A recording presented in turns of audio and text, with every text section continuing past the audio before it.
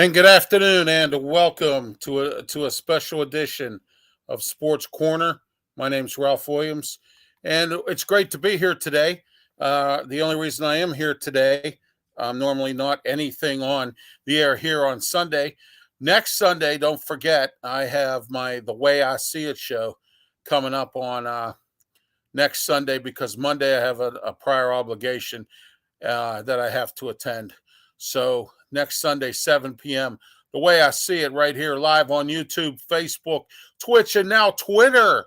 We are on 4 platforms, everybody, 4 platforms. But it's great to be here today to talk to you about Steeler postgame. Steelers win 19-16. And I got to tell you, they should have won by more. They should have had touchdowns instead of field goals. Once again, the penalty bugaboo and the dropsies from Deontay Johnson. But the penalties were low, no turnovers, and it looked like the Steelers pulled it out 19-16 by the chin of their chinny chin chin. But the good news is they ran the football a lot, which helps a young quarterback. The offensive line came around today, and they really kept Pickett safe, kept them close, and kept the game intact. The defense did what they had to do. All right, once again, as said many times, T.J. Watt still not 100%. He played at 50% today and was nowhere near as the performance as he is when he's 100%. I think T.J. Watt has to get himself in order. It's hard to do when you had a pectoral injury, and then on top of that, you had to get some kind of knee drain or knee surgery. So, it's been, an injury kind of year for T.J. Watt. And other members of the defense still need to step it up. All right. Atlanta got some great penetration at the end, ran the football very well. In fact, for a minute there, I thought they were actually going to win this game based on them running the football. But once again, Arthur Smith, just like last week with Jeff Saturday, decides he's gonna do poor clock management. Took a little bit out of the Jeff Saturday playbook. Because what had happened, as I've said before, is the concept of bad clock management. He didn't even bother to even try to go for it on fourth down. And then on top of all that, he decides to, other than that, there was some other bad clock management deals with him too. And so, therefore, instead of going for it on fourth down, he decides not to. And then what happens? He ends up having to kick a field goal, which isn't enough. What did you think? Did you think your defense was going to get you the ball back? No. So what happened there is that, thank goodness to 2 weeks in a row, the Steelers win games because of bad clock management and bad calls and bad time management. And, clock management, as I've mentioned here a few times here, okay, that has caused the Steelers to win games. And it's interesting that now the Steelers are learning how to win games, and the two teams that they played the last 2 weeks, Indianapolis and Atlanta, beat themselves between penalties and interception there by Mariota at the end there. And, but the Steelers have got to. They play Baltimore next week. They have to start scoring touchdowns, not field goals. All right. And I know what you're saying to me, Ralph. Well, you know what? That's 3 points. Okay, I get you. But you need 7, not 3. Okay. And pretty soon it's going to bite them. It's going to bite the Steelers. All right. It's going to bite them in the butt. Winning by 3 points is going to bite them in the butt real soon, too. Okay. I'm not expecting them to go to the playoffs this year. I'd like to see them, kind of run the table a little bit, win a few more games, and then get a nice draft pick next year. Because in my eyes, I think we should start talking about the draft right now. I don't see the Steelers really, in my eyes, really doing anything to make any kind of a move here unless they win some games and knock some people out of the playoffs or something to that effect. But I don't see them really doing too much of anything. So what I think is if I'm the Steelers, I'd win what I can, okay? And then I do what I can because this is going to be, I think, Mike Tomlin's first losing season. Right now, they're 5-7, okay? They still have 2 games against Baltimore, 1 against Oakland, 1 against Cleveland, and the Carolina Panthers. They still have those 5 games yet to go. So what I'm saying to you is that the Steelers have to win some of these games by a little more than that. Next week they play Baltimore. Baltimore's Baltimore can be beat because look at what they're doing today against Denver. They're up 10-9 in the fourth quarter. 10-9 on Denver. And Denver's a sad anyway. Nathaniel Hackett's terrible there. Denver wants to run him out. The fans want him out, and he's only been there for the, first season. And here we are again with Denver, not making really good coaching decisions. And they end up bringing somebody in here that they're going to have to get out of here real quick, or else John Elway and the rest of the gang there at Denver are going to have their egg on their face again because, once again, here we are with them. All right. Najee Harris, Warren, Snell. It was nice to see a combination. Even Derek Watt got involved. It was nice to see them run the ball rather than try to run all these gadget plays. And they continue to run a few of them here and there that don't work. But you know something? At least they ran the ball against the Falcons. They knew they could run the ball against the Falcons. And they did a wonderful job of the offensive line doing that. Now, Ogafart, he went out of the game. Injury. Trent Scott came in. He looked pretty good. So I've been pushing for Trent Scott, Jesse Davis to get a little bit of time in because Dan Moore's a bum, but he played well today. Okay. Benny Smell, I've been all over him. I've been calling him Smell. Last 2 games, he's done nothing but been there and done it. All right. But here we are, Diontae Johnson, one of the highest paid Steelers on the team and this year. And guess what? Drops the ball. False start penalty, drops the ball, a false start penalty, and a couple passes thrown to him. But now George Pickens isn't getting the ball, and he likes to get the ball, okay? You need to get the ball more to him. And you know what? I blame Omar Khan and the management on this team about this because I've spoken highly about this, and as well as my co-host on Sports Corner on Tuesday nights at 8:30. Smoking Jim and I have spoken about this many times. All right, that the numbers cruncher, we call him, Omar Khan, has decided, and the management in its infinite wisdom has decided to sign Diontae Johnson to this big contract. And, I know he's not getting the ball. Well, you know what? Who cares? Whoever makes plays gets the ball. That's the way it works around here, Diontae Johnson. Okay.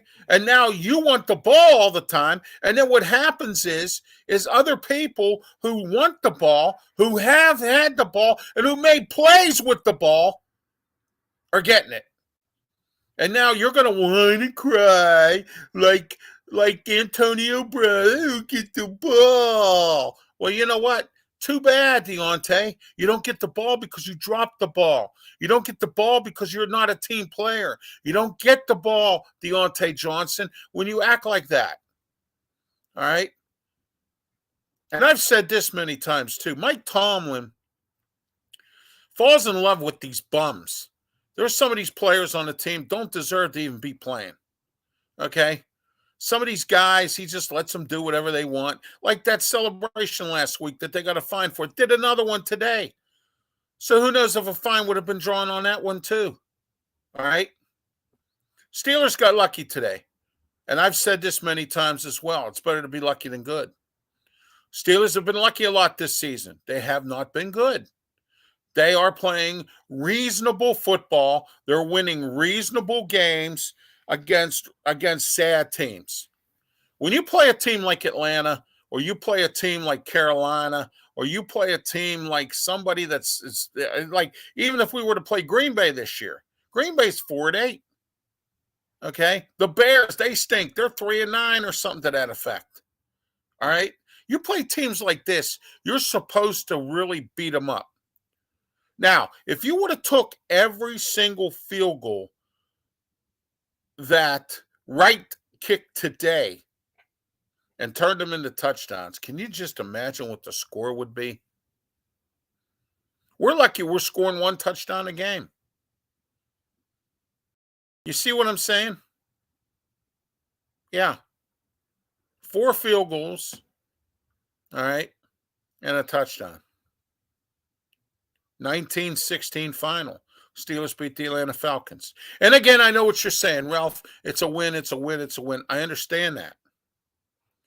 But next week, you're playing the Baltimore Ravens. And the Baltimore Ravens this year, they've been kind of hit and miss. But they're pissed because we beat them twice last year. All right. Okay. And let's see what their defense does this week, Baltimore's defense. We'll see what Lamar Jackson does. We always seem to get the best of him. But right now, our defense has a 50% Watt. Okay. Cam Hayward, that's 12 years in the league, that looks like he's tired. And I'm nothing against Cam. He's a good player. Okay. All right. Miles Jack, who always gets burned. Robert Spillane, who's a step too slow. And Devin Bush. All right. All I have to say is Jeff Saturday got exposed last week, and Arthur Smith, he got exposed this week. Arthur Smith was a good offensive coordinator when he was with Tennessee. He had a good quarterback in Ryan Tannehill. He has a good quarterback this year, Marcus Mariota. My media friend and close friend, Claudio Rosano, likes Marcus Mariota, thought the Steelers should have signed him. I said they were going to sign Mitchell Trubisky, and they did. Okay? But now it's backfiring on them. They had to use Kenny Pickett. Dwayne Haskins passed away. I've said this many times. So they panicked in the draft and went to get Kenny Pickett, and they got what they wanted. They got Kenny Pickett. All right? DeMarvin Lew was off the injury list today. I didn't see much of what he did. Okay? 1 o'clock games for me, everybody, are kind of hard, which is why I don't do this very often. I talk about this on Tuesday night. But tonight, I have some new equipment here. And I've been sort of shuffling some equipment around, testing to get my Studio B here up and running the right way. Well, it turns out that I have some, again, new equipment, different equipment. And I'm working with it right now. That's why we're here right now for Steeler postgame. I don't normally do Steeler postgame shows because I have to watch the replays in order to catch everything because I missed most of the first half. I have to listen to it on the radio. I don't get out of church until after 1 o'clock. All right? So it's difficult for me on a Sunday game to do anything like this. Difficult for me to do a postgame on Monday night after a Monday night game because it's 12 midnight and everybody's going to work in the morning and nobody's up to watch me. Okay? And now I'm here competing against the big boys here that are on the CW, whose names I don't care to mention. And I have people watching me right now, which is terrific. All right, it's great. You can let me know how the equipment is. All right. So here we are. The Pittsburgh Steelers beat the Atlanta Falcons 1916. And just before I was done talking here, I was talking about Arthur Smith. You know, Arthur Smith was a good offensive coordinator in Tennessee. Atlanta hired him. He's been with Atlanta now for 2 years, and he's only won 5 games both years. And so far this year, his team is 4-8. They have a bye week coming up, okay? Or I'm sorry, they're 5-8. They haven't done anything, really, of any substance. And I think if I'm Atlanta, and I'm not trying to say this to be mean, I would fire the guy. Because if it's 3 years into this, and he's only won 15 games in 3 years, there's a problem here. And that's the problem, okay? The problem is this, and that is that when you have a coach who's an offensive-minded coach, okay, you go out and you get yourself the best defensive coordinator you can find. You even go out and get an offensive coordinator because you're supposed to be what's called a head coach, okay? You see him standing there with his big sheet in his hand calling all the plays. That's why there's bad clock management, because you can't focus on all that when you're trying to call plays on the offensive side of football. That's like Mike Tomlin. Remember back a few weeks back or whatever, it was weeks back when he said, oh, I was busy worrying about what the defense was doing. I wasn't paying attention to what the offense was doing. Well, you're the head coach. You're supposed to know about every facet of the game. But, of course, Mike Tomlin's the only coach who's been in the league 15 years and still doesn't get it. Okay? And I got this to say to you tonight or today, and that's this. I think Mike Tomlin has worn out his welcome here in Pittsburgh. This is a prime example of it. He's been lucky, okay? He's winning some games without a franchise quarterback. This is his first year other than 2019 that he hasn't had Ben. And even then, they almost made it to the playoffs. So if he salvages anything out of this year and gets a winning record, then I'll be wrong. But you know what's interesting? I've been more right than I have been wrong. And what's interesting about me is compared to some of these other media types in this town, I'm not afraid to admit I'm wrong. Okay? You see what I'm saying? So just remember, everyone, when you take a look at what Mike Tomlin's accomplishments are, what they are. All right? But they've bowed out in the first round of the playoffs. Got slaughtered by a Jacksonville team that they should have beat. They lost to them in the regular season and then go into the playoffs and lose again.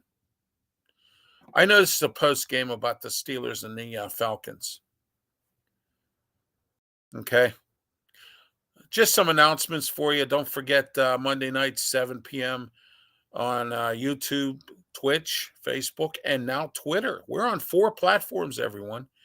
And don't forget to subscribe to my YouTube channel as well. Coming up, I have a special announcement tomorrow night on The Way I See It. I was going to wait till the beginning of the year, but I'm going to make a special announcement tomorrow. All right. Don't forget about Tuesday night, 8:30 p.m., Sports Corner with myself and Smoking Jim Frazier. Every single Tuesday night, 8:30, YouTube, Facebook, Twitter, and Twitch. Yes, indeed. We're on 4 platforms now, everybody, and moving on up. Our special guest, Steve Baldessari from the New England Patriots. He will be part of the show, and so will Leo Haggerty.